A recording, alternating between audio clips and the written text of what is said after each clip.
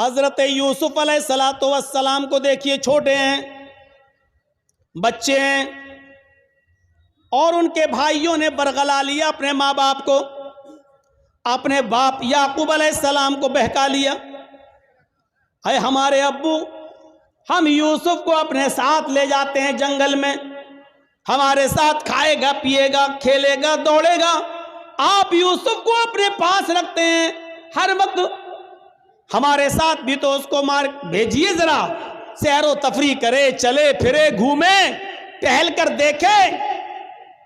اور باپ نے بہت منع کیا، لیکن بیٹوں نے منا لیا، اور باپ نے حضرت یوسف علیہ السلام کو بھائیوں کے ساتھ، بیٹوں کے دوسرے بیٹوں کے ساتھ بھیج دیا کہ جاؤ، لے جاؤ، لیکن یاد رکھنا، خیال رکھنا یوسف کا، چھوٹا بچہ ہے، دیکھو۔ اور جب یہ لوگ جنگل کے اندر پہنچ جاتے ہیں تو اب صلاح و مشورہ کرتے ہیں کہ یوسف کو کیا کریں۔ پھر ایک حتمی فیصلہ کرتے ہیں کہ مارنا ٹھیک نہیں ہے، قتل کرنا ٹھیک نہیں ہے، یوسف کو ہم ایک ویران کنویں میں ڈال دیتے ہیں، یوسف کو ہم ایک اندھے کنویں میں پھینک دیتے ہیں، کوئی آئے گا اور اٹھا کر یوسف علیہ السلام یوسف کو لے جائے گا، پھر وہ اپنے یہاں پالے گا، پوسے گا، بڑا کرے گا، ہمیں کیا مطلب، ہم سے تو ایک مصیبت ٹل جائے گی، ہمارے والدین، ہمارے ماں باپ، ہمارے باپ یعقوب یوسف سے محبت کرتے ہیں، اور وہ جگہ ہمیں اپنے دل میں نہیں دیتے جو یوسف کا مقام ہے۔ پھر ان لوگوں نے عزم مصمم کر لیا اور یوسف علیہ السلام کو ایک کنویں کے اندر پھینک دیا، کنویں میں ڈال دیا، اور روتے ہوئے اپنے گھر آتے ہیں۔ ایک یوسف علیہ السلام کی قمیض اتار لی، ان کا کرتا اتار لیا، اور ایک بکری کو ذبح کر کے بکری کا جھوٹا خون، بکری کا خون اس قمیض میں لگا کر لے آئے، اور جب اپنے گھر پہ آتے ہیں تو اپنے ابا سے کہتے ہیں، یعقوب علیہ السلام سے کہتے ہیں، یا آبانا، آئے ہمارے ابو جان، اِنَّا ذَهَبْنَا نَسْتَبِقُ وَتَرَكْنَا يُوسُفَ عِنْدَ مَتَاعِنَا فَأَكَلَهُ الذِّئْبُ، اے ابو جان، ہم یوسف علیہ السلام کو لے گئے اور ہم کھیل کود میں لگ گئے، نستبقو، ہم کھیل کود میں لگ گئے، ہم دوڑ بھاگ میں لگ گئے، وَتَرَكْنَا يُوسُفَ عِنْدَ مَتَاعِنَا، اور یوسف کو اپنے سامان کے پاس چھوڑ دیا کہ تم اس کی دیکھ ریکھ کرنا، ہم لوگ ادھر ادھر کھیل کود میں لگ گئے، فَأَكَلَهُ الذِّئْبُ، بھیڑیا آیا اور بھیڑیا یوسف علیہ السلام کو کھا گیا، بھیڑیا آیا اور بھیڑیے نے یوسف کو پھاڑ دیا۔ اے ہمارے ابو، آپ ہماری بات پر ایمان کیوں لائیں گے، آپ ہماری بات کیوں مانیں گے؟ وَمَا أَنْتَ بِمُؤْمِنٍ لَنَا، آپ ہماری بات کیوں مانیں گے؟ وَلَوْ كُنَّا صَادِقِينَ، اگرچہ ہم سچے ہی کیوں نہ ہوں، ہم سچ بول رہے ہیں، پھر بھی آپ کو ہماری بات کا یقین نہیں ہوگا۔ اپنے ماں باپ سے یہ بات کہہ دی یعقوب علیہ السلام سے۔ ادھر ایک قافلہ آیا، سنیے، ادھر ایک قافلہ آیا، اس کو پیاس لگی تو کنویں کے پاس چلا گیا، اس نے ڈول ڈالا، ڈول، اور اس یوسف علیہ السلام اس ڈول میں بیٹھ گئے، اس نے جب کھینچا تو ڈول بھاری لگا، اس نے جھانک کر دیکھا تو ایک چھوٹا بچہ پڑا ہوا ہے یوسف، اس نے قافلے والوں کو خوشخبری سنائی، یا بشرا ھذا غلام، اے قافلے والوں خوشخبری سنو، یہ تو ایک بچہ پڑا ہے، یہاں تو ایک لڑکا پڑا ہوا ہے، بچہ، بڑا خوبصورت بچہ یہاں کنویں میں پڑا ہوا ہے۔ نکالا، مصر کے بازار میں لے گئے اور وہاں اس بچے کو بیچ دیا گیا۔ اور جانتے ہو، اتنا خوبصورت بچہ یوسف علیہ السلام، جن کی خوبصورتی کا ذکر قرآن میں موجود، لیکن اس خوبصورت بچے کی قیمت بھی کیا لگی مصر کے بازار میں، جانتے ہو؟ ان کو پیسہ چاہیے تھا، کہتے ہیں کہ کوئی چوری کا مال ہو یا ایسا کوئی مال ہو تو آدمی جلدی ہٹاتا ہے، کبھی کبھی 20,000 کا موبائل 2,000 میں دے کے چلا جاتا کہ جلدی ہٹے، جلدی سے نکلے، اور پکڑا جائے تو دوسرا پکڑا جائے، ہم نہ پکڑے جائیں۔ ایسی انہوں نے دیکھا کہ یہ یوسف ہمیں ملے تو جلدی سے ان کو ہٹا دیا جائے، اور مصر کے بازار میں جب بولی لگی تو جانتے ہو بہت کم قیمت میں ان کو بیچ دیا گیا۔ وَشَرَوْهُ بِثَمَنٍ بَخْسٍ دَرَاهِمَ مَعْدُودَةٍ۔ قرآن کے الفاظ دیکھو میرے بھائیوں، ان لوگوں نے چند سکوں میں یوسف کو بیچ دیا، چند ٹکوں میں، چند کھوٹے سکوں میں یوسف کو بیچ دیا۔ لو، یوسف علیہ السلام بادشاہ مصر کے مہمان بنے، دھیرے دھیرے بادشاہ مصر کے پاس پہنچے۔ بادشاہ مصر نے اپنی بیوی سے کہا یہ بچہ ہے، اس کی دیکھ ریکھ کرو، آگے چل کر ہو سکتا ہے کہ ہم اس کو بیٹا بنا لیں، دیکھو اس کی خدمت کرو، دیکھ بھال کرو۔ اور بادشاہ مصر کے گھر میں یوسف کی پرورش ہونے لگی، دھیرے دھیرے بڑے ہوتے گئے، اور ایک دن آیا کہ یوسف علیہ السلام اپنی جوانی کو پہنچ گئے۔ یہاں خوبصورتی اپنی قیامت برپا کر رہی تھی، اور یہاں یوسف علیہ السلام جوان ہو گئے، اور ادھر بادشاہ مصر کی بیوی کا دل ہچکولے لینے لگا۔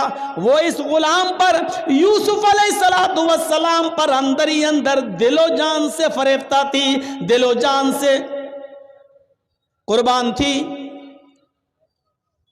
دھیرے دھیرے یہ چرچا مصر کی عورتوں میں ہونے لگا، اور مصر کی عورتیں اور عورتوں میں کسی بات کا چرچا بہت جلدی ہوتا ہے۔ کوئی بھی بات ہو، اگر آپ کو بہت جلدی پھیلانا ہو تو بس 2-4 عورتوں میں پھیلا دو، شام تک ہوتے ہوتے پورے گاؤں میں آٹومیٹک پھیل جائے گی۔ یہ بات مصر کی عورتوں میں پھیل گئی۔ او بادشاہ کی بیوی، اوہو اپنے غلام پہ مرتی ہے، اپنے غلام کو دل دے بیٹھی ہے، اپنے غلام کے ساتھ منہ کالا کرنا چاہ رہی ہے، اپنے غلام کے ساتھ یہ حرکت کرتی ہے۔ بادشاہ مصر کی بیوی کے چرچے جب مصر کی عورتوں میں ہونے لگے تو اس عورت نے، یعنی بادشاہ کی بیوی نے ساری عورتوں کو دعوت دے دی۔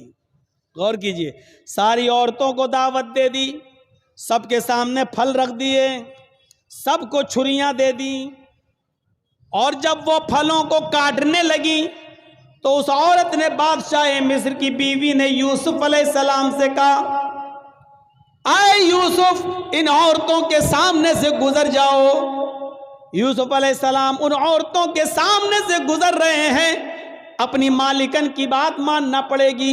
یوسف علیہ السلام اپنے مالک کی بیوی کی بات مانتے ہوئے ان عورتوں کے سامنے سے گزر رہے ہیں۔ جب ان عورتوں کے سامنے سے گزرے تو ان عورتوں نے جب یوسف علیہ السلام کو دیکھا، یوسف علیہ السلام کو دیکھا، قرآن کہتا ہے وہ پھل کاٹ رہی تھی، بجائے پھل کاٹنے کی وَقَطَّعْنَ أَيْدِيَهُنَّ، انہوں نے اپنی اپنی انگلیاں کاٹ ڈالی، انہوں نے اپنے اپنے انگلیوں پر چھریاں چلا لی، اپنی اپنی انگلیوں کو کاٹ ڈالا۔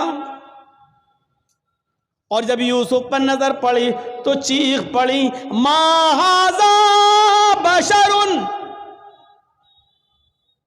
إِنْ هَذَا إِلَّا مَلَكٌ كَرِيمٌ، یہ کوئی انسان نہیں ہے، ما ھذا بشر، یہ کوئی انسان نہیں ہے، ان ھذا الا ملک کریم، نہیں یہ تو ایک معزز اور مکرم فرشتہ نظر آتا ہے، یہ کوئی انسان لگتا ہی نہیں ہے، دیکھو کتنا خوبصورت ہے، کتنا حسین و جمیل ہے، یہ کوئی انسان نہیں، یہ تو کوئی بزرگ فرشتہ نظر آ رہا ہے۔ مطلب سمجھ رہے ہیں؟ ابھی صرف بادشاہ کی بیوی فریفتہ تھی یوسف پر، اب مصر کی ساری عورتوں نے دل دے بیٹھا یوسف کو۔ ہر عورت چاہنے لگی کہ یوسف ہمارے ہو جائیں، یوسف ہمارے ہو جائیں۔ ایک فتنہ کھڑا ہو گیا۔ اب بادشاہ کی بیوی نے کہا دیکھ لیا تم نے، اب بتاؤ اس میں میری کیا غلطی ہے؟ اس کو میں نے بہت بہکایا، اپنی طرف مائل کیا لیکن یہ بچا رہا، اور پھر یوسف کے سامنے دھمکی دیتی ہے بادشاہ کی بیوی، اے عورتوں، اے مصر والیوں سنو، اگر یوسف نے میری بات نہیں مانی، میری خواہش پوری نہیں کی، میں اس سے جو چیز چاہتی ہوں اگر میرا مطالبہ اس بچے نے، اس لڑکے نے، اس غلام نے اگر پورا نہیں کیا تو یہ جیل میں سڑے گا یا سخت سے سخت سزا میں اس کو دلاؤں گی، سخت سے سخت سزا دلواؤں گی یا جیل میں سڑے گا۔ اب یوسف علیہ السلام کو جب دھمکی ملتی ہے تو یوسف علیہ السلام کے پاس دو ہی راستے تھے۔ ایک راستہ تو یہ تھا مصیبت کا، اس عورت کی بات نہ مانیں اور جیل میں چلے جائیں، یہ مصیبت کا راستہ تھا۔ میں نے کہا نا، مومن کے لیے اگر ایک طرف مصیبت کا راستہ ہو اور ایک طرف گناہ کا راستہ ہو، معصیت کا، تو مومن مصیبت کا راستہ اختیار کر لیتا ہے لیکن گناہ کا راستہ اختیار نہیں کرتا۔ یوسف علیہ السلام کے سامنے دو راستے تھے۔ یہاں بادشاہ مصر کی بیوی نے کہا کہ اگر اس نے میری بات نہیں مانی تو اس کو سخت سے سخت سزا دلواؤں گی یا جیل کے اندر سڑے گا۔ یوسف علیہ السلام کے پاس دو ہی راستے تھے۔ ایک راستہ یہ تھا کہ بادشاہ کی بیوی کی بات مان لیں اور جو وہ کہہ رہی ہے اس کی مرضی کو پورا کر دیں۔ اگر ایسا کر لیتے، بادشاہ کی بیوی کی بات مان لیتے تو پانچوں انگلی گھی میں تھی۔ بادشاہ کی بیوی ان کو بچاتی بھی، بادشاہ کی بیوی ان کا خیال بھی رکھتی، بادشاہ کی بیوی ان کو تنہائی کا موقع بھی دیتی، بادشاہ کی بیوی ان کی عزت و تکریم بھی کرتی، بادشاہ کی بیوی ان کو اچھی طریقے سے ان کی حفاظت بھی کرتی، سب کچھ کرتی، اور جو وہ چاہتے وہ ان کو ملتا رہتا۔ لیکن یہ راستہ گناہ کا راستہ تھا، یہ راستہ معصیت کا راستہ تھا۔ اب دوسرا راستہ یوسف علیہ السلام کے سامنے یہ تھا کہ میں اس غلط راستے پر نہیں چلوں گا۔ تو وہ عورت کہہ رہی ہے میں جیل میں ڈلوا دوں گی، میں سخت سے سخت سزا دلواؤں گی۔ تو یوسف علیہ السلام نے یہ راستہ پسند کر لیا اور نظریں آسمان پہ ڈالی اور فرمایا الہ العالمین، اے میرے پروردگار، بادشاہ مصر کی بیوی نے یہ ٹھان لیا ہے کہ میں اس کے ساتھ غلط کام کروں، اور وہ یہ بھی کہہ رہی ہے اگر اس نے میری بات نہ مانی تو میں اس کو سزا دلواؤں گی اور جیل میں ڈلوا دوں گی۔ رب السجن احب الی مما یدعوننی الیہ، اے میرے پروردگار، اے میرے اللہ، اے میرے رب، مجھے جیل میں جانا زیادہ پسند ہے۔ رب السجن احب الی مما یدعوننی الیہ، اے اللہ مجھے جیل زیادہ محبوب ہے، مجھے جیل میں جانا زیادہ پسند ہے بنسبت اس کے جس برے کام کی طرف یہ عورتیں مجھے بلا رہی ہیں اور بادشاہ مصر کی بیوی مجھے چاہ رہی ہے۔ اس کام کے کرنے سے بہتر اور زیادہ اچھا میرے لیے یہ ہے کہ میں جیل میں چلا جاؤں۔ وَإِلَّا تَصْرِفْ عَنِّي كَيْدَهُنَّ اَصْبُ إِلَيْهِنَّ، اے ہمارے پروردگار، اے ہمارے رب، اگر تو نے مجھے ان کی چالوں سے نہ بچایا، اے اللہ اگر تو نے مجھے ان کی چالوں سے میری حفاظت نہ کی۔ یہ عورت کی چالیں کتنی خطرناک ہوتی ہیں، آپ کو اپنے گھر میں پیار و محبت کے جال میں پھنسا کر بلا بھی لیں گی اور آپ کو پھنسوا بھی دیں گی، آپ کو پھنسوا بھی دیں گی۔ تو اسی لیے یوسف علیہ السلام کیا کہہ رہے ہیں؟ وَإِلَّا تَصْرِفْ عَنِّي كَيْدَهُنَّ، اے اللہ مجھے جیل جانا زیادہ محبوب ہے، زیادہ پسند ہے بنسبت اس کے جس برے کام کی طرف یہ مجھے بلا رہی ہیں۔ اے اللہ اگر تو نے مجھے ان کی چالوں سے محفوظ نہ کیا، اگر تو نے مجھے ان کی چالوں سے نہ بچایا، اَصْبُ إِلَيْهِنَّ، تو میں بھی ان کی طرف جھک جاؤں گا، میں بھی ان کی طرف مائل ہو جاؤں گا، میں بھی ان کے ساتھ غلط काम कर बैठूंगा, वाकुम मिनल जाहिलीन, और मैं जाहिलों में नादानों में से हो जाऊंगा। अय अल्लाह मैं जाहिलों और नादानों में से हो जाऊंगा, इसलिए अल्लाह मुझे इनके शर्र फितन से और इनकी चालों से तू मेरी हिफाजत फरमा। इस वाक़े की रोशनी में जो कुरान की आयत से मैंने साबित किया है, क्या पता चलता है मेरे भाइयों कि मोमिन वो होता है कि जिसके सामने एक तरफ मुसीबत का रास्ता हो और एक तरफ गुनाह का रास्ता हो, तो वो मुसीबत को उठाना और परेशानी को मोल लेना ये ज़्यादा बेहतर समझता है, लेकिन गुनाह को अख्तियार नहीं करता है। ये मोमिन की निशानी है। हमारे और आपके पास ये निशानियां हैं। क्या हम मोमिन हैं? क्या हम ऐसा करते हैं? इसलिए याद रखिए मेरे साथियों, गुनाहों की दलदल से बचिए, गुनाहों की दलदल से बचिए और अल्लाह रब्बुल आलमीन को पुकारते रहिए, अपने गुनाहों की तौबा और माफी मांगते रहिए कि अल्लाह रब्बुल आलमीन फरमाता है, क़ुल या इबादियल्लज़ीना असरफ़ू अला अनफुसिहिम ला तक़नतू मिन रहमतिल्लाह।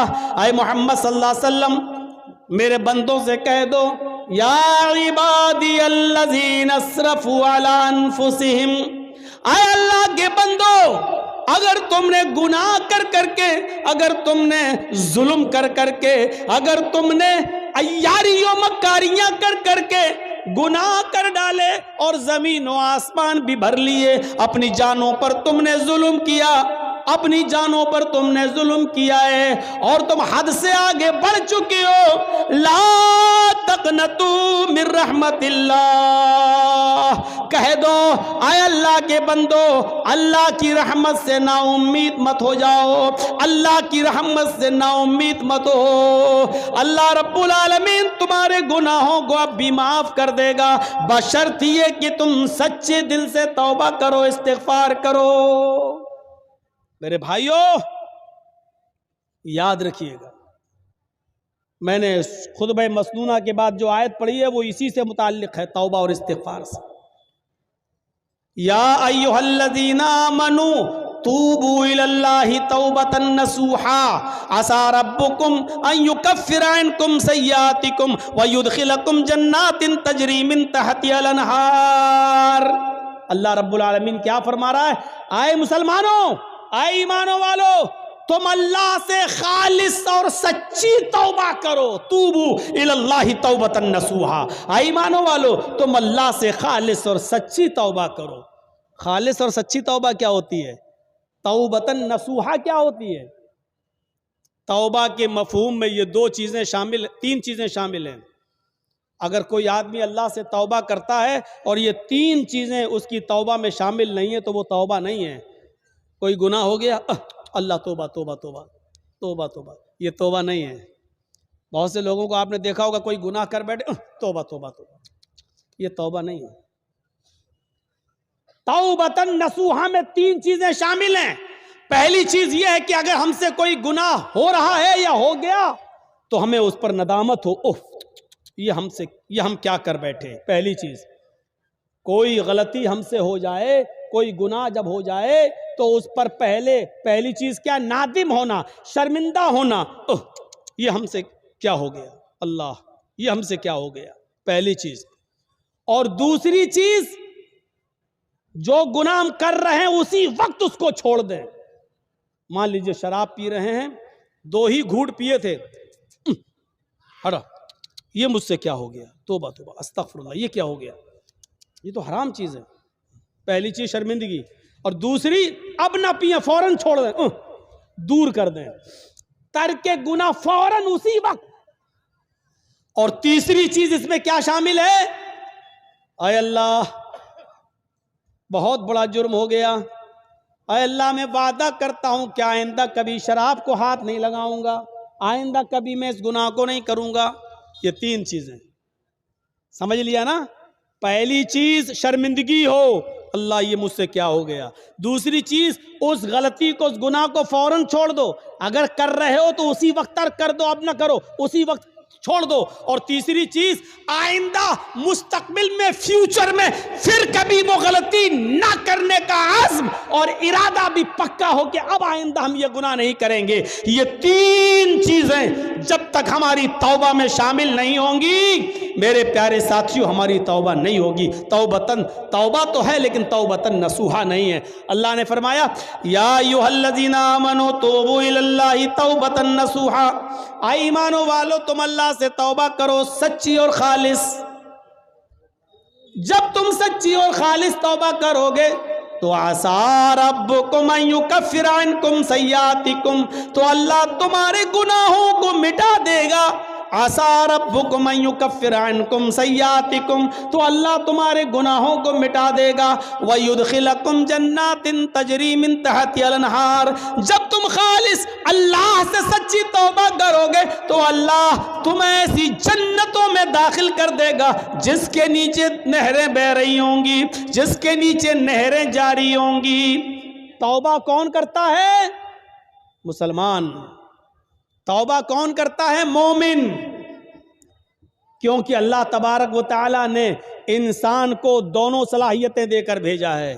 آج میں تمہیں ایک ایسی چیز بتلا رہا ہوں، اس کو اگر سمجھ لیا تو بہت کچھ سمجھ لو گے. اللہ نے انسان کو دونوں صلاحیتیں دے کر بھیجا ہے. اللہ نے انسان کو اچھے کام کرنے کی صلاحیت بھی دی ہے اور اللہ نے انسان کو برے کام کرنے کی صلاحیت بھی دی ہے. انسان کو اچھے کام کرنے کی طاقت بھی دی ہے اور برے کام کرنے کی بھی طاقت دی ہے. اللہ نے انسان کو نیکیاں کرنے کی بھی صلاحیت دی ہے اور گناہ کی بھی صلاحیت دی ہے. ہاں، اور گناہ کرنے کی صلاحیت دی ہے تو گناہوں سے بچنے کی بھی صلاحیت دی ہے. انسان نیکیاں کر سکتا ہے تو برائی بھی کر سکتا ہے، دونوں صلاحیتیں ہیں. انسان برائیاں کر سکتا ہے تو برائیوں سے بچا بھی سکتا ہے اپنے آپ کو.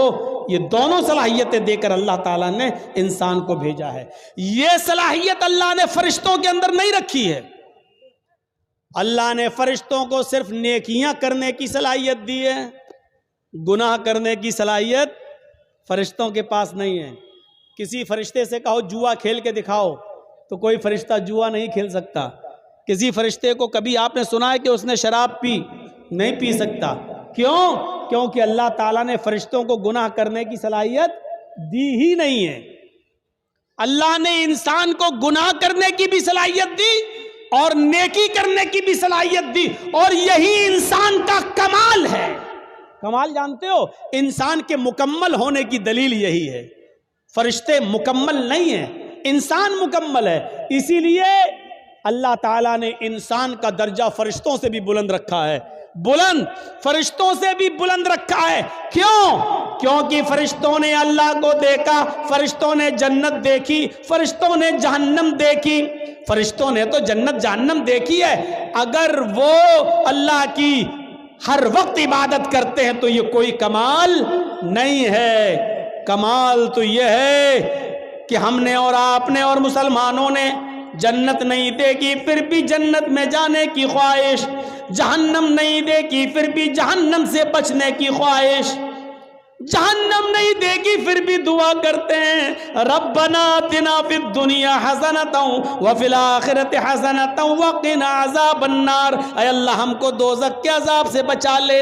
ہم نے اور آپ نے دوزخ جہنم نہیں دیکھی پھر بھی یہ دعا کرتے ہیں ربنا اصرف عنا عذاب جہنم ان عذابها کان غراما. اے اللہ جہنم کا عذاب ہم سے پھیر دے، جہنم کا عذاب ہم سے ہٹا لے. ان عذاب کانا غراما، تیرا عذاب بہت ہی زیادہ سخت اور چمٹنے والا ہے. یہ ہمیں اور آپ کو یہ دعا کرنا پڑتی ہے. کیوں؟ حالانکہ جہنم دیکھی نہیں ہے.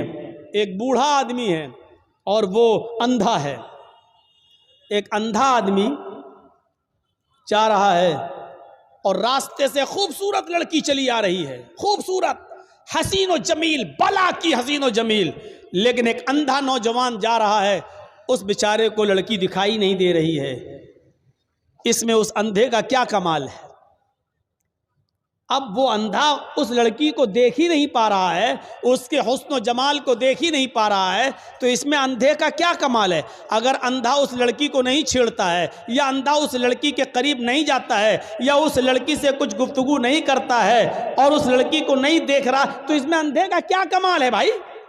اس کو تو دکھتا ہی نہیں ہے۔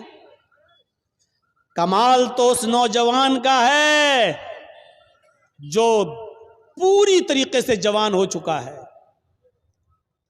اور سامنے سے خوبصورت لڑکی آ رہی ہے، بلا کی حسینہ ہے، اس کی نظریں اٹھیں لیکن اس نے اپنے نگاہوں کو نیچا کر لیا، فوراً نگاہ کو جھکا لیا، باوجود اس کے کہ آنکھیں تھیں، باوجود اس کے کہ اس لڑکی کو دیکھ سکتا تھا، باوجود اس کے کہ یہ اس لڑکی سے باتیں کرنے پر قادر تھا، طاقت تھی اس کے پاس سب کچھ، لیکن اس کے باوجود اس نے اپنے آپ کو بچایا اور نظریں نیچی کر لی۔ یہ ہے انسان کا کمال کہ طاقت ہونے کے باوجود دیکھنے کی نہیں دیکھ رہا ہے۔ یہ ہے کہ اس لڑکی کے پاس جا سکتا تھا لیکن نہیں جا رہا ہے، طاقت ہونے کے باوجود اس اپنے آپ کو بچا رہا ہے۔ یہ ہے کمال میرے بھائیوں۔ اسی لیے میدان محشر میں قیامت کے دن جو لوگ عرش الہی کے سائے میں ہوں گے، جو لوگ قیامت کے دن جن کو عرش الہی کا سایہ نصیب ہوگا، ان لوگوں میں ایک شخص وہ بھی ہوگا، ان لوگوں میں ایک شخص وہ بھی ہوگا میرے بھائیوں جس کو دنیا میں کسی خوبصورت لڑکی نے بلایا، رجل طلبت امرأۃ ذات منصب و جمال فقال انی اخاف اللہ، جس کو خوبصورت لڑکی نے گناہ کرنے کی دعوت دی کہ آؤ، اس کے پاس وقت بھی ہے، اس کے پاس پیسہ بھی ہے، اس کے پاس ٹائم بھی ہے، اس کو کوئی لڑکی حسین و جمیل دعوت نظارہ بھی دے رہی ہے، اس کو غلط کام کے لیے بلا بھی رہی ہے اور اس کو سارے موقع بھی فراہم کر رہی ہے، اس کے پاس بھی موقع، اس کے پاس بھی موقع، اس کے پاس بھی ٹائم ہی ٹائم، اس کے پاس بھی ٹائم ہی ٹائم،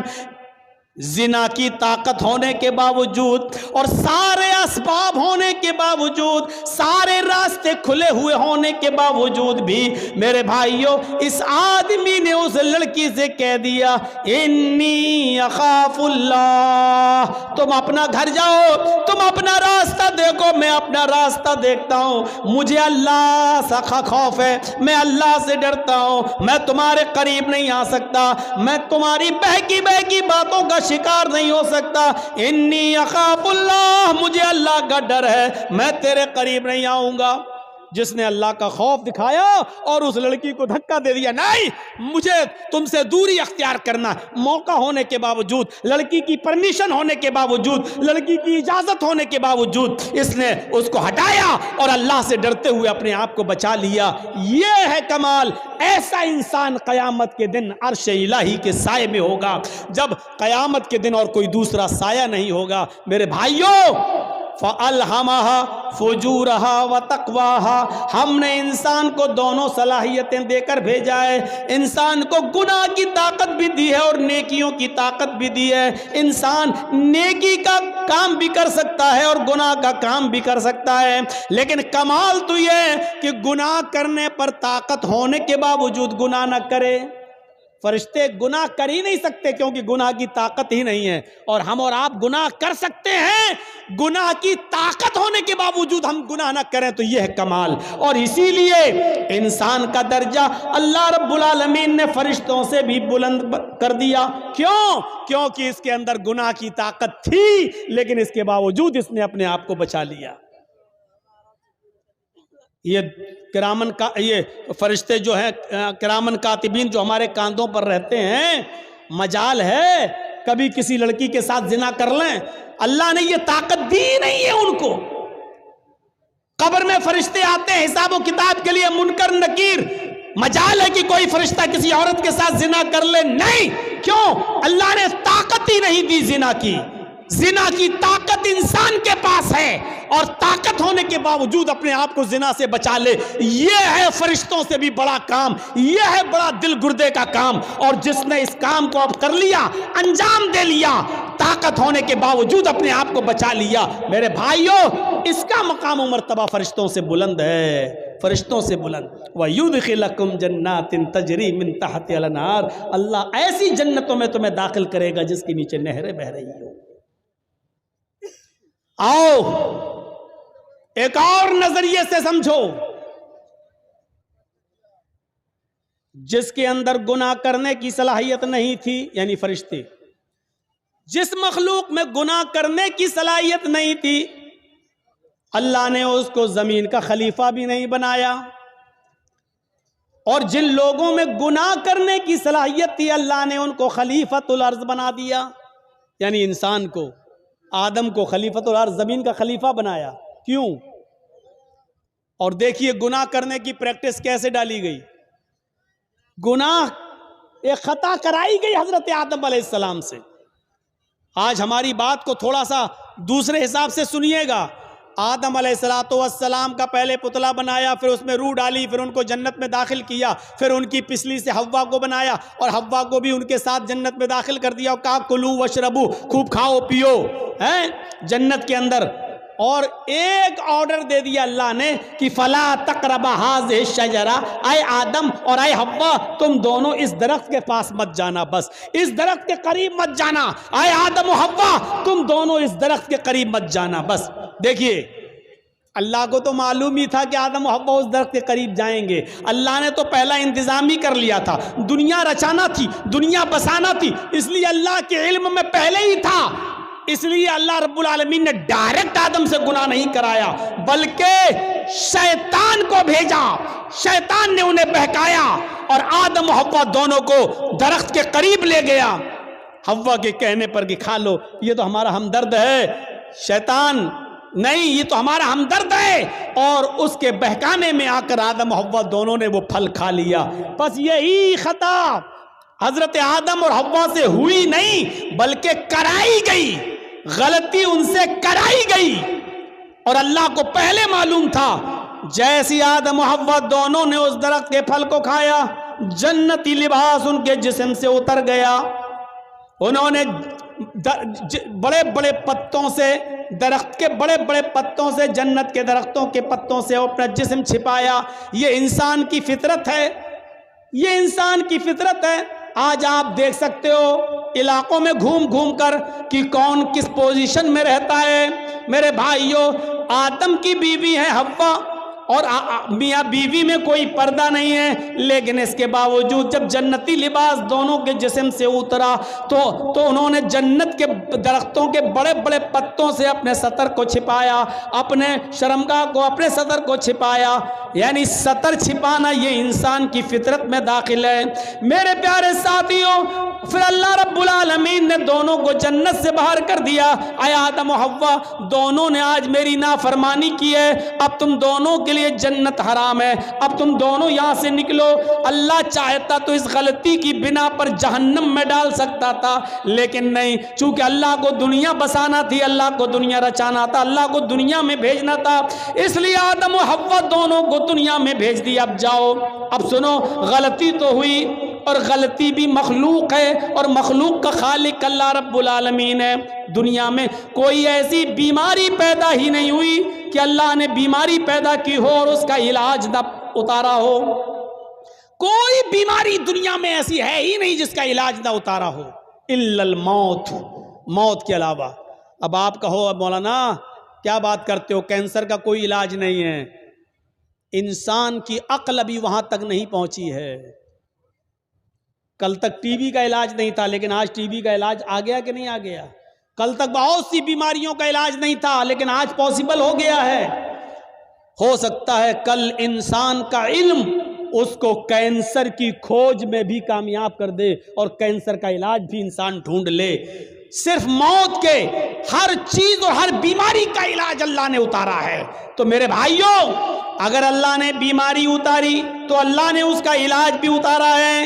اسی طریقے سے اگر اللہ نے خطا اور غلطی کو پیدا کیا ہے, اللہ نے گناہ کو اگر پیدا کیا ہے تو گناہ کا علاج بھی توبہ اور استغفار کی شکل میں بتایا ہے. اگر بیماری ہے تو اس کا علاج بھی ہے, اگر گناہ پیدا کیا ہے تو گناہ کا تریاق اور گناہ کا علاج بھی بتایا ہے، اور وہ کیا ہے؟ توبہ اور استغفار۔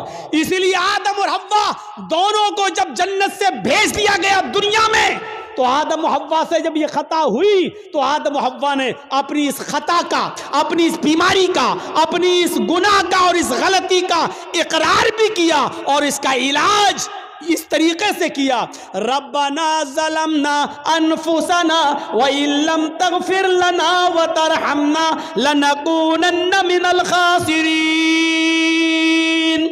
حضرت یونس علیہ السلام سے اللہ نے فرمایا تمہیں جانا نہیں ہے، تمہیں اپنی بستی میں رہ کر دعوت و تبلیغ کرنا ہے۔ یونس نہیں مانے، اللہ کی مرضی کے بغیر، اللہ کے حکم کے بغیر چل دیے، ایک خطا کی، ایک غلطی کی، اللہ نے ان کو سمندر میں کشتی میں اسے پلٹوا دیا، مچھلی نے ان کو نگل لیا۔ یونس علیہ السلام سے خطا ہوئی، یونس علیہ السلام سے غلطی ہوئی، اللہ کا حکم نہیں مانا، اب اس غلطی کے اقرار بھی کر رہے ہیں اور اس غلطی کا علاج توبہ کی شکل میں، استغفار کی شکل میں کر رہے ہیں۔ لا الہ الا انت سبحانک انی کنت من الظالمین۔ اگر غلطی ہے، گناہ اللہ نے پیدا کیا ہے تو اس کا علاج بھی پیدا کیا ہے، اور اس کا علاج کیا ہے؟ توبہ اور استغفار۔ حضرت آدم سے غلطی ہوئی، جنت سے نکالے گئے اور دنیا میں آئے تو کیا کہا؟ ربنا ظلمنا انفسنا وان لم تغفر لنا وترحمنا لنکونن من الخاسرین۔ اے ہمارے پروردگار، ہم دونوں نے اپنے آپ پر بہت بڑا ظلم کیا ہے، اگر تو نے ہماری مغفرت نہ فرمائی اور ہم پر رحم نہ فرمایا، لا نکونن من الخاسرین، تو ہم نقصان اٹھانے والوں میں سے ہو جائیں گے، ہم بہت زیادہ نقصان اٹھانے والوں میں سے ہو جائیں گے۔ اور اسی وجہ سے دیکھیے، آپ دیکھیے کیسا جواب، ترکی بترکی جواب۔ ادھر اللہ رب العالمین شیطان کو بھی بھگا رہا ہے، رامدہ درگاہ کر رہا ہے، اے شیطان، اے ابلیس، ہم نے کہا تھا آدم کو سجدہ کر، فَسَجَدُوا إِلَّا ابلیس، سارے فرشتوں نے آدم کو سجدہ کیا سوائے ابلیس کے، ابا، انکار کر دیا، وَاسْتَكْبَرَ، اور تکبر میں آ گیا۔ اے ابلیس، ہماری نافرمانی کرنے کے عوض تجھے بھی نکالا جا رہا ہے، رامدہ درگاہ کیا جا رہا ہے۔ تو جانتے ہو ابلیس نے کیا کہا تھا؟ جانتے ہو شیطان نے کیا کہا تھا؟ جب شیطان کو نکالا گیا، اللہ نے راندہ درگاہ کیا، تو شیطان نے چیلنج دیتے ہوئے کہا تھا اللہ سے کہ اے اللہ الہ العالمین، ہم نے آدم کو سجدہ نہیں کیا، تجھے تو سجدہ کرتا تھا، تیری عبادت تو کرتا تھا، میں نے آدم کو سجدہ نہیں کیا، وہ مٹی سے پیدا ہے، میں آگ سے، میں اپنے سے کمتر مخلوق کے سامنے نہیں جھکا، ارے میں نے آدم کو سجدہ نہیں کیا تو تو مجھے نکال رہا ہے، جبکہ میں تجھے سجدہ کرتا تھا۔ روئے زمین پر، پوری کائنات پر 4 انگلی کے برابر بھی کوئی جگہ ایسی خالی نہیں جہاں شیطان نے اللہ کو سجدہ نہ کیا ہو، اتنا سجدہ کرتا تھا وہ اللہ کو، اتنی عبادت کرتا تھا اللہ کی، لیکن ایک بات نہیں مانی، آدم کو سجدہ کرو، نہیں کیا اس نے۔ ارے ہم تو کتنی نافرمانی کرتے ہیں اللہ کی، اور اتنی عبادتیں بھی نہیں ہماری۔ ہم اپنا انجام سوچیں، اپنے بارے میں ذرا غور کریں۔ شیطان نے تو چپے چپے پر سجدہ کیا تھا، 4 انگلی کے برابر بھی کوئی جگہ ایسی نہیں جہاں شیطان نے سجدہ نہ کیا ہو، ہر جگہ سجدہ۔ لیکن اللہ نے کہا آدم کو سجدہ کرو، نہیں مانی اس کی بات، نہیں اللہ میں مٹی سے، آگ سے، اور وہ مٹی سے، آگ مٹی کے سامنے جھکے گی؟ اللہ نے کہا نکلو، اور جب نکالا گیا تو کیا کہا اس نے چیلنج دیتے ہوئے؟ قسم ہے مجھے اپنے تکبر کی، اے اللہ الہ العالمین، آدم کی وجہ سے تو مجھے نکال رہا ہے نا، آدم کی وجہ سے تو مجھے نکال رہا ہے نا، میں آخری سانس تک تیرے بندے آدم اور آدم کی اولاد سے گناہ کے کام کراتا رہوں گا، دنیا میں بھی میں ان سے گناہ کے کام کراتا رہوں گا، ہم تیرے بندے آدم سے اور آدم کی اولاد سے آخری سانس تک ان سے غلط کام کراتا رہوں گا، اور ان کو گناہوں کی دلدل میں ڈال ڈال کر آخری سانس تک ان سے گناہ کے کام کرا کر ان کو آخری دم تک ان سے گناہ کراتا رہوں گا، اور اسی گناہ پر ان کو وہ موت آئے گی اور اپنے ساتھ لے کر ہم ان کو جہنم میں جائیں گے۔ اے اللہ قسم ہے مجھے اپنے تکبر کی کہ میں تیرے بندے آدم اور آدم کی اولاد سے آخری سانس تک گناہ کراتا رہوں گا اور ان کو قیامت کے دن اپنے ساتھ جہنم میں لے جاؤں گا۔ تو ادھر اللہ نے اس کے چیلنج کو قبول کرتے ہوئے ترکی بترکی جواب دیا، اے ابلیس جا تو میرے بندے کو آخری وقت تک بہکا، جا تو آدم کی اولاد سے آخری وقت تک گناہ کے کام کرا، جا میں تجھے اجازت دیتا ہوں آخری وقت تک تو میرے بندوں کو بہکاتا رہے اور ان سے گناہ کے کام کراتا رہے اور تو ان کو اپنے ساتھ جہنم میں لے جاتا رہے، جا مجھے تیرا یہ چیلنج قبول ہے، لیکن قسم ہے مجھے بھی اپنے عزت و جلال کی، میں بھی اپنے بندے کے آخری وقت تک کی توبہ کو قبول کرتا رہوں گا، میں اپنے بندے کے آخری وقت تک کے گناہ کو معاف کر دوں گا اگر اس نے سچی اور خالص توبہ کی، یعنی توبۃ نصوحا، اگر میرے بندے نے خالص اور سچی توبہ کی تو میں اپنے بندے کی اس توبہ کو قبول کر کے اور آخری وقت تک کے گناہ کو معاف کر کے اپنے بندوں کو جنت میں داخل کرتا رہوں گا۔ تو آخری سانس تک گناہ کراتا رہے گا، میں آخری سانس تک اپنے بندے کی توبہ کو قبول کرتا رہوں گا، تو آخری سانس تک جہنم میں لے جانے کی کوشش میں رہے گا، میں آخری سانس تک اپنے بندے کو بخش کر جنت میں داخل کرنے کی کرتا رہوں گا۔ میرے بھائیوں، ترکی بترکی جواب، اس لیے توبہ اور استغفار کرو۔ کیا لگتا ہے آپ کو اتنا سا جملہ کہنے میں؟ گناہ اللہ نے اتارا ہے تو اس کا علاج توبہ اور استغفار بھی اتارا ہے۔ کوئی گناہ ہو جائے فوراً کہو استغفر اللہ ربی من کل ذنب واتوب الیہ، اور اڑتے بیٹھتے چلتے پھرتے یہ جملہ پڑھتے رہو۔ کتنا سا جملہ ہے یار، استغفر اللہ ربی من کل ذنب واتوب الیہ، اڑتے پھرتے چلتے پھرتے کھاتے پیتے جملے پڑھتے رہو۔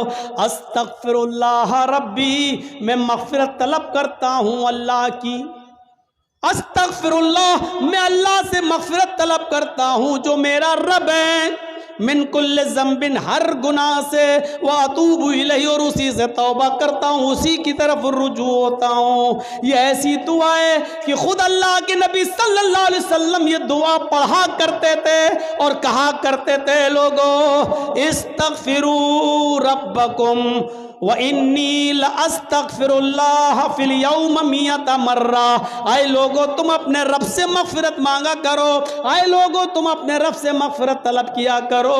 اِنِّي لَأَسْتَغْفِرُ اللَّهَ فِي الْيَوْمِ 100 مرہ، محمد رسول اللہ کا یعنی میرا حال یہ ہے کہ میں ایک دن میں 24 گھنٹے میں صبح اور شام میں 100 سے زیادہ بار اللہ سے مغفرت طلب کرتا ہوں، اللہ سے استغفار کرتا ہوں۔ میرا حال یہ ہے کہ میں 100 سے زیادہ بار اللہ سے مغفرت طلب کرتا ہوں۔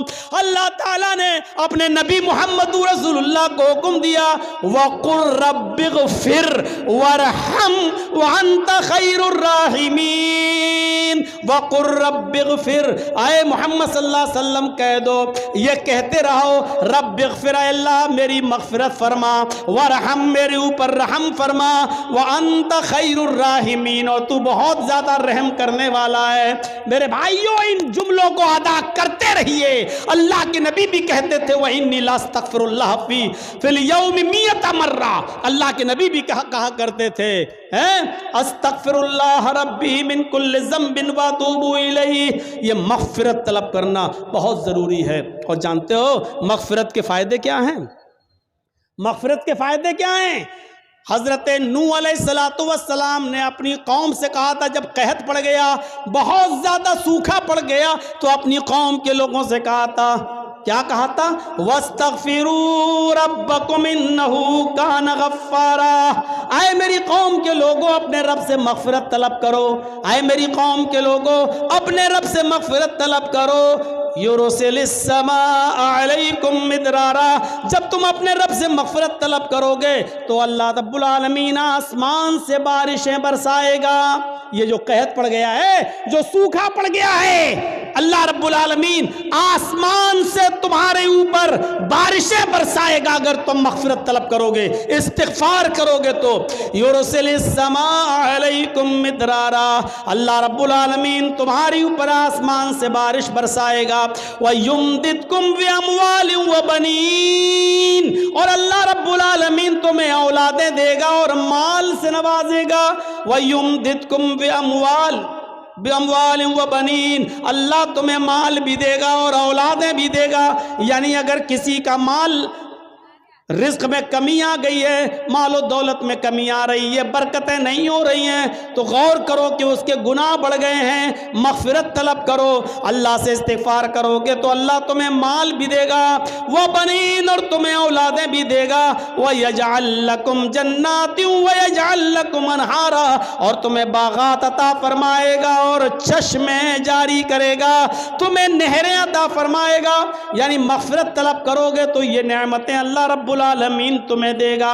حضرت عمر فاروق کے زمانے میں قحط پڑ گیا، حضرت عمر فاروق کے زمانے میں قحط پڑ گیا، لوگوں نے کہا امیر المومنین چلیے نماز استسقاء پڑھیے، اللہ سے ہمارے لیے دعا کیجئے کہ اللہ رحمت کی بارش فرمائے، سوکھا پڑا ہوا ہے، بچے بھوکے مرنے لگے، حالات بہت خراب ہیں، اے امیر المومنین جنگل کی طرف نکلیے اور اللہ سے بارش طلب کیجئے، نماز استسقاء پڑھیے۔ اللہ حضرت عمر فاروق رضی اللہ تعالیٰ عنہ تمام لوگوں کو لے کر نکلے، تمام لوگوں کو لے کر جنگل میں نکلے، نماز استسقاء پڑھی اور صرف آسمان پر ہاتھ بلند کر کے اتنا فرمایا، اے اللہ نستغفر اللہ نستغفر اللہ، اللہ ہم سب استغفار کرنے آئے ہیں، ہم سب مغفرت طلب کرنے آئے ہیں۔ حضرت عمر نے یہ نہیں کہا اللہ تو میرے اوپر رحمت کی بارش فرما، یہ نہیں کہا کہ اللہ تو ہمارے اوپر رحمت کی برکھا فرما، ایک قطرہ پانی کا نہیں مانگا۔ حضرت عمر نے صرف یہ کہا اللہ میری مغفرت فرما، ہمارے ساتھ جتنے لوگ آئے ہیں اللہ ان سب کی مغفرت فرما دے، اے اللہ ہمارے گناہوں کو بخش دے، اے اللہ ہماری مغفرت فرما دے۔ اتنی دعا مانگی اور لوٹ کے واپس چلے آئے۔ جب اپنے گھر پہ آئے تو تمام لوگوں نے گھر گھیر لیا، حضرت عمر باہر نکلے، لوگوں نے کہا امیر المومنین یہ کیا ہو گیا آپ کو، آپ جنگل میں ہم سب کو لے کر نکلے، ہم نے سوچا نماز استسقاء کے بعد آپ اللہ سے دعا کریں گے کہ اللہ ہمارے اوپر رحمت کی بارش فرمائے، آپ نے بارش کے لیے ایک لفظ بھی اللہ سے نہیں مانگا، آپ نے ایک قطرہ پانی بھی اللہ سے دعا نہیں کی، اور آپ مغفرت کی دعا کر کے چلے آئے۔ فرمایا اے لوگو کیا تم نے یہ نہیں پڑھا وَاسْتَغْفِرُوا رَبَّكُمْ إِنَّهُ كَانَ غَفَّارًا، اپنے رب سے مغفرت طلب کرو وہ بہت ہی زیادہ بخشنے والا ہے۔ یرسل السماء علیکم مدرارا، جب مغفرت طلب کرو گے تو اللہ آسمانوں سے موسلا دھار بارش برسائے گا۔ لوگو میں نے بارش نہیں مانگی ہے، لیکن بارش جن گناہوں کی وجہ سے رکتی ہے میں نے مغفرت کی دعا کر کے مغفرت طلب کر کے آسمان کے ان دروازوں کو جھنجھوڑ دیا ہے، آسمان کے ان دروازوں میں سوراخ کر دیا ہے، آسمان کے ان دروازوں میں چھید کر دیے ہیں جہاں سے بارش آتی ہے۔ ہم نے مغفرت طلب کر کے آسمان کے دروازوں کو ہلا دیا ہے، انتظار کرو انشاءاللہ بارش کے قطرے آنے والے ہیں۔ ایک دن گزرا تھا کہ پھر موسلا دھار بارش ہوتی ہے۔ میرے بھائیوں جن گناہوں کی وجہ سے بارش رکتی ہے، اور بارش جب نہ ہوا کرے تو سمجھ جاؤ کہ ہمارے گناہوں کی وجہ سے بارش رکی ہوئی ہے۔ جن کو اللہ نے اولاد نہیں دی سمجھ لو کہ ہمارے گناہوں کی وجہ سے اللہ نے ہمیں اولاد نہیں دی ہے۔ جن کے مال و دولت میں کمی واقع ہو رہی ہے وہ سمجھ لے کہ ہمارے گناہوں کی وجہ سے ایسا ہو رہا ہے۔ فرمایا وَيُمْدِدْكُمْ بِأَمْوَالٍ وَبَنِينَ، اگر تم اللہ سے مغفرت طلب کرو گے تو اللہ مال بھی تمہیں دے گا اور اولادیں بھی دے گا، آسمان سے موسلا دھار بارش بھی برسائے گا، اور تمہیں باغات بھی دے گا اور نہریں بھی دے گا، یعنی کنویں، پانی، چشمہ اور کھیتی باڑی، اناج، غلہ، پھل فروٹ، یہ ساری چیزیں تمہیں کب دے گا؟ جب تم مغفرت کی دعا کرو گے۔ تو میرے پیارے ساتھیوں یہ مغفرت کا معاملہ ہے، اس لیے میں نے کہا یا ایھا الذین آمنوا توبوا الی اللہ توبۃ نصوحا، ایمان والو اللہ رب العالمین سے سچی اور خالص توبہ کرو، لیکن یہ ساری نعمتیں ہمیں تبھی ملیں گی جب ہم خالص اور سچی توبہ کریں گے۔ اپنے معاشرے کی اصلاح کرو اور اب گناہ بار بار مت کرو، گناہوں پر نادم ہونا سیکھو، اور دیکھیے آج کے اس اوریانیت کے دور میں، کل میں نے جس کی طرف اشارہ کیا تھا میرے بھائیوں، آج ان تمام گناہوں کی وجہ سے آج اللہ کی نعمتیں ہم سے چھین لی جاتی ہیں، اور اس طریقے کا سبق حاصل کرنا چاہیے ہر جلسے والوں کو بھی، جس طریقے سے میں نے کل بھی اشارہ کیا تھا۔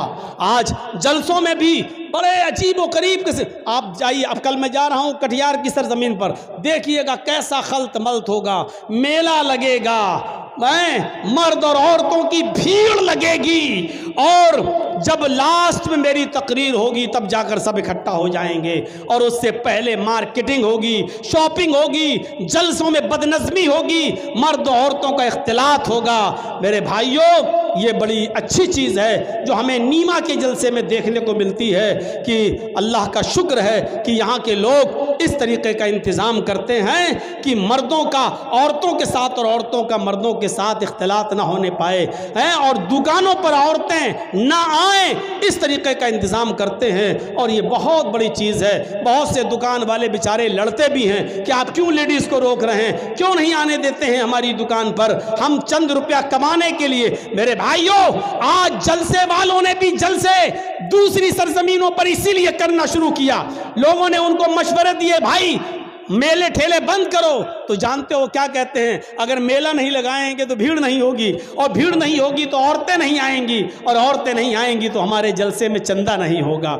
یعنی ان کو جلسے کا مقصد دینداری نہیں ہے، ان کا جلسہ کرانے کا مقصد صرف چندہ اور تعاون ہے، دین کا حصول نہیں ہے۔ وہ کہتے ہیں کہ جب تک دکانیں نہیں لگیں گی، میلہ نہیں لگے گا، عورتیں نہیں آئیں گی، اور جب عورتیں نہیں آئیں گی تو بھیڑ نہیں ہوگی، اور جب بھیڑ نہیں ہوگی تو چندہ نہیں ہوگا۔ میرے بھائیوں، جب ہماری سوچ یہ ہو جائے تو ایسے جلسوں سے پھر کیا فائدہ ہوگا، اور کیا ہمیں ملے گا، اور کیا ہم سیکھ کر نکلیں گے۔ انما الاعمال بالنیات، سارے عملوں کا دار و مدار تو نیتوں پر ہے، اور جب ہماری نیت میں پہلے ہی یہ ہے کہ ہم جلسے میں میلہ اس لیے لگاتے ہیں کہ عورتیں آئیں، اور عورتوں کو اس لیے بلاتے ہیں تاکہ بھیڑ ہو، اور بھیڑ اس لیے ہوتا کہ ہمارے مدرسے کا چندہ ہو، تو ایسے جلسوں سے ہمیں کچھ نہیں ملے گا، کوئی دین اور کوئی دینداری ہمارے ماحول میں اور ہمارے سماج میں نہیں آئے گی۔ اس لیے دعا کیجئے کہ اللہ رب العالمین ہماری بھی اصلاح فرمائے، ہمارے جلسوں کی بھی اصلاح فرمائے،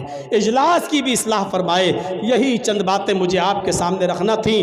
اس امید کے ساتھ رخصت ہوتا ہوں کہ انشاءاللہ ہم گناہوں سے بچیں گے، اور ہم گناہوں پر نادم ہوں گے، گناہ کو ترک کریں گے، اور آئندہ کبھی اس گناہ کو دوبارہ نہ کرنے کا عزم اور حوصلہ پیدا کریں گے۔ الہ العالمین تو ہمارے گناہوں کو بخش دے، ہمیں معاف فرما دے، ہمارے گناہوں کو اے اللہ تو نیکیوں سے بدل دے۔ الہ العالمین جب تک تو ہمیں زندہ رکھ، اسلام پہ زندہ رکھنا، اور جب ہمارا خاتمہ ہو تو ایمان پر ہمارا خاتمہ فرمانا۔ وما علینا الا البلاغ المبین، وآخر دعوانا ان الحمد للہ رب العالمین۔ السلام علیکم ورحمۃ اللہ وبرکاتہ۔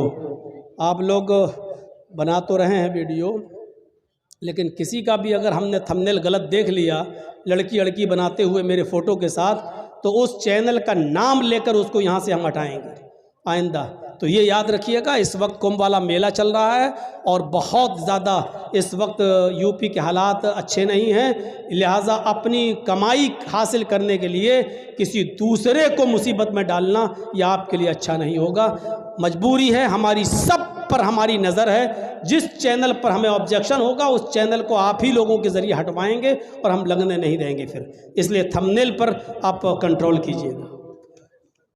السلام علیکم دوستو، امید کرتا ہوں کہ آپ سبھی حضرات کو مولانا جرجس صاحب کا بیان اچھا لگا ہوگا۔ اگر اچھا لگا ہے تو ہمارے چینل کو کر دینا سبسکرائب، ویڈیو کر دینا لائک۔ ملتے ہیں نیکسٹ ویڈیو میں، خدا حافظ۔